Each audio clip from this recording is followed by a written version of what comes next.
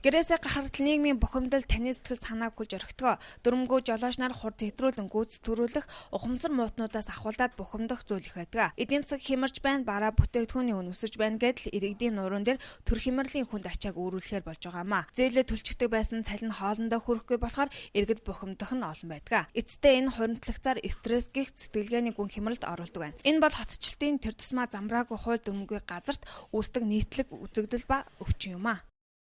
Архины хамааралтай орчинд амьдардаг байхгүй миний амьдарч байгаа өөрийн гэрийн орчин.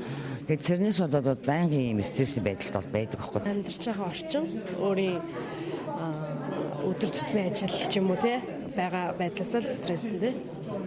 Бухимдлыг өнөөдөр хэрхэн нэмгэлдэг болсон бэ? Сархад дуун эсвэл тамхи сорно. Энэ нь тиймч тааламжтай сэтгэлийг төрүүлэхгүй. Их хэмжээгээр согтуурсны маргааш бүх асуудал нь алга, эргүүлэх шиг үгүй болчихгүй, уламж томоор өмнөөс нь угтаж таардаг. Үүнээс болж сэтгэл гутрах, сэтгэлийн хат үгүй, нэг нь архинд донтох, эсвэл элдв хий хоосон зүйлийг мөрөөдөж, элдв захим тоглоомонд донтох зэргээр өвчлөл илэрдэг. Товчонтой бол тухайн хүний сэтгэлгээ улам бүр хэврэгшиж, бухимдалтай эзлэгдэж байна гэж мэргэжлийн талаас тайлбарлаж байгаамаа.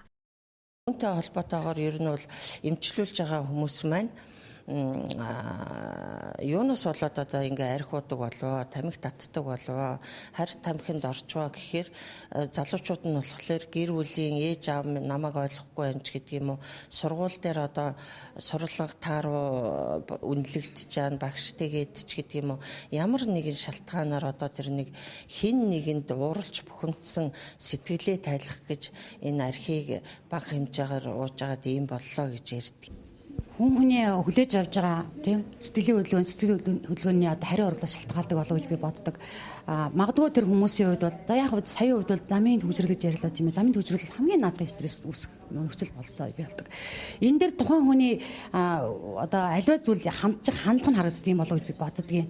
Стрессдгүй хүн гэж байхгүй, стрессдгүй нийгэм гэж байхгүй. Аль ч улс орн, дэлхийн улс орнд бүгд стрессийг одоо бас даван туулж байгаа. Тэгэхээр бидний хувьд бол хамгийн энгийн аргаар суралцах хэрэгтэй байдаг.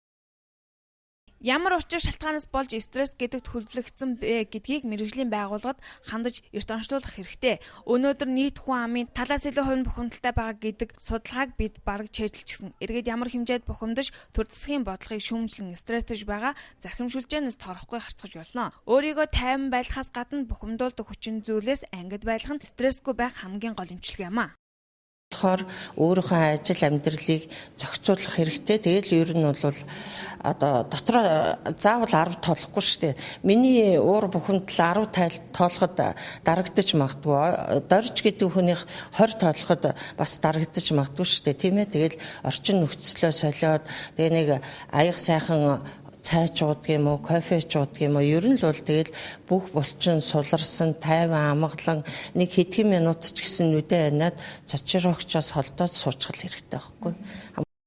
Нийгмийн сэтгүүл зүг өнөөдөр ус төрчиж булангартуулаа зогсохгүй, болохгүй бүтэхгүй гэдэг сэтгэлгээнд дарлуулагчид улам бүр бухимдлаар дүүргдэг. Энгийнээ тайлбарлах юм бол бухимдлаа бусдад нэлцааж, бусдыг стресс гэдэг өвчлөөр өвчлүүлэх нь газар авчихсан гэд хэлэхэд болно. Хил хязгааргүй захимшүлжээгээр ирж байгаа мэдээлэл цензуртай болгох шаардлага байгааг судлаачид хэлж байгаа юм. Бухимдлыг тараагч биш байхын тулд мэргэжлийн байгууллагад хандлагч шаардлага бий юм аа.